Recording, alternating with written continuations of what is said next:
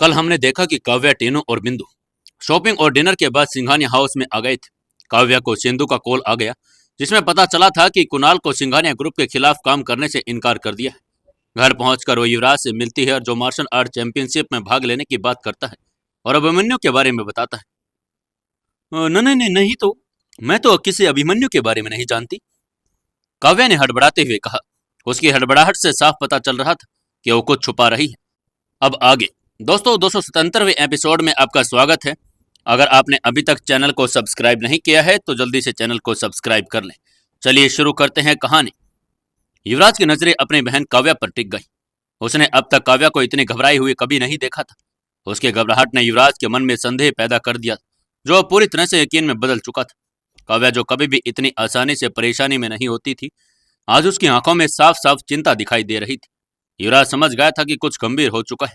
अब समय आ गया था कि काव्या से सच्चाई उगलवा ले। थोड़ी देर बाद युवराज ने काव्या के पास जाकर उसका हाथ अपने हाथों में ले लिया। उसकी आंखों में सच्चाई और चिंता की लहरें एक साथ बह रही थी। दीदी, युवराज ने गहरी आवाज में कहा, आप मेरी बात समझ नहीं रही। मेरा इस चैंपियनशिप में हिस्सा लेना बेहद जरूरी है। अगर मैं इसमें शामिल नहीं हो पाया तो हमारे पूरे परिवार पर बहुत बड़ा खतरा आ सकता है। काव्या की आंखों में संजीदगी झलक रही थी, लेकिन अब वो कुछ नहीं बोल रही थी। युवराज ने उसकी आंखों में सीधा देखते हुए अपनी बात आगे बढ़ाई। दीदी, हम रावत परिवार का मुकाबला नहीं कर सकते, आपको भी ये अच्छे से पता है। इसलिए मुझे बलदेव रावत से मिलकर बात करनी पड़ेगी। हमें कभी भी रावत परिवार के किसी आदमी को नाराज नहीं किया, लेकिन मुझे ऐसा लगता है कि ये सब समीर सिकंदर की चाल हो सकती है। इसी वजह से बलदेव रावत को सच्चाई पता होनी चाहिए। युवराज की बातें अब काव्या के दिल में पहुंचने लगी थी। उसकी आंखों में असमंजस साफ दिखाई दे रहा था, लेकिन वो अब भी शांत थी। शायद वो अपने अंदर किसी गहरे संघर्ष से जूझ रही थी, लेकिन युवराज ने महसूस कर लिया कि उसकी बातों का असर हो रहा है। युवराज ने काव्या की बातों का ध्यान देते हुए फिर से उससे कहा, दीदी, मैंने बलदेव रावत से मिलने की बहुत कोशिश की, लेकिन सिर्फ एक ही रास्ता मिला है, वो है ये चैंपियनशिप। अगर रावत परिवार मुझ हमारे खिलाफ हुआ तो ये चैंपियनशिप ही हमें उनसे लड़ने की ताकत दे सकती है। लेकिन इस चैंपियनशिप में हिस्सा लेने के लिए मुझे अभिमन्यु की सिफारिश चाहिए, और अगर आप उसके बारे में कुछ भी जानती हैं तो कृपया मुझे बता दीजिए। काव्या की आंखों में उलझन और गहरी सोच के बादल दिखने लगे।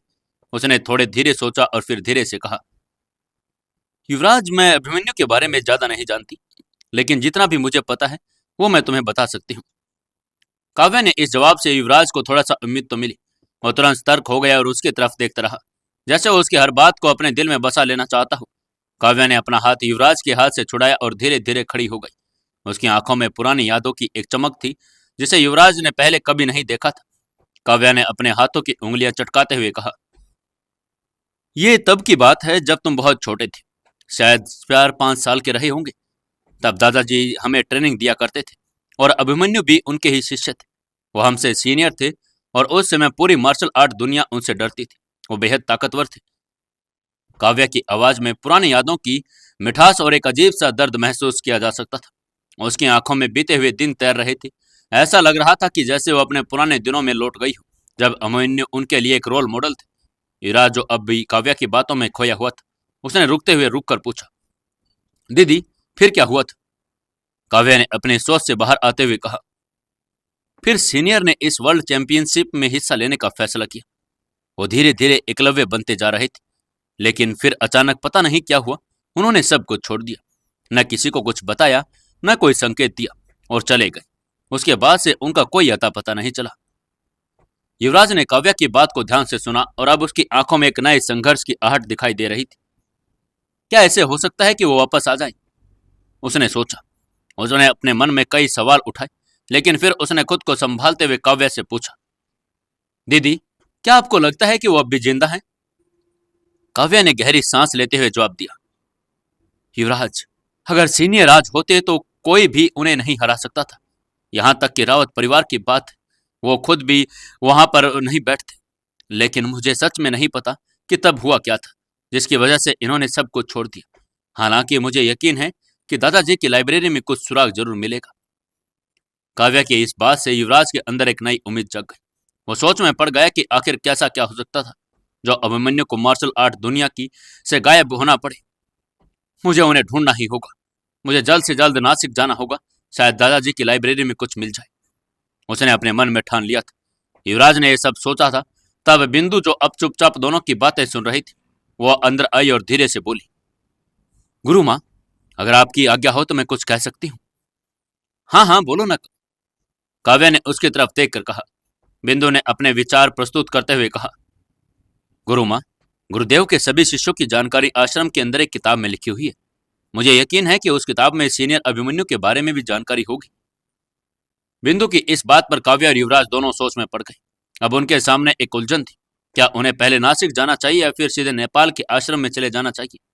युवराज ने थोड़ा सोचते हुए काव्या से पूछा, दीदी, अब हमें क्या करना चाहिए? इसमें सोचने वाली क्या बात है? हम पहले नासिक चलते हैं, फिर आश्रम जाएंगे, काव्या ने दृढ़ता से कहा। हालांकि उसके चेहरे पर हल्की सी उलझन अभी भी बनी हुई थी। ठीक है, तो मैं नासिक के लिए तैयारी करता हूँ, युवराज ने बिना किसी सवाल के जवाब दिया। सब लोग नासिक जाने की तैयारी में लग गए थे, लेकिन युवराज के मन में अब भी कई विचार उमड़ रहे थे। वह अपने कमरे में बैठा और वहां पर कदमों की आहट की हल्की आवाज, लेकिन आंखों में एक अलग ही ठान लेने की चमक थी। दरवाजा खोलते ही सामने का दृश्य कुछ अलग ही था। टीना कमरे के बीचों बीच खड़ी थी और चारों ओर बिखरे शॉपिंग बैग से नई नई ज्वेलरी निकाल कर देख रही थी। शीशे में खुद को निहार कर मुस्कुरा रही थी और उसके चेहरे पर एक अनोखी मुस्कान थी, जो शायद इस बात की थी कि पहली बार उसने खुद के लिए इतना कुछ खरीदा था। टीना ने गुलाबी रंग का एक हार गले में पहन रखा था, जो उसकी साड़ी से मेल खा रहा था। उसके कानों के झुमके भी पहन लिए थे और हाथों में चूड़ियां भी पहनी थी, जो उसकी हर हरकत के साथ खनक रही थी। वो इतनी खोई हुई थी कि अपने ही संसार में कि उसे पता ही नहीं चला कि युवराज कब उसके आकर पास खड़ा हो गया था। युवराज ने कुछ पल उसकी खुशी को देखा, फिर एक हल्की मुस्कान के साथ बोला, टीना, तैयार हो जाओ, हम नासिक जा रहे हैं, तुम्हें भी साथ चलना होगा। यहाँ अकेली क्या करोगी? वैसे भी तुम्हें एक बार सिंघानिया पैलेस देख लेना चाहिए। टीना ने चौंक कर उसकी तरफ देखा, जैसे उसे यकीन ही नहीं हुआ कि युवराज ने क्या कहा। फिर उसकी आंखों में हल्की सी चमक उभरी और उसने जल्दी से पूछा, नासिक? इतनी दूर अचानक क्यों?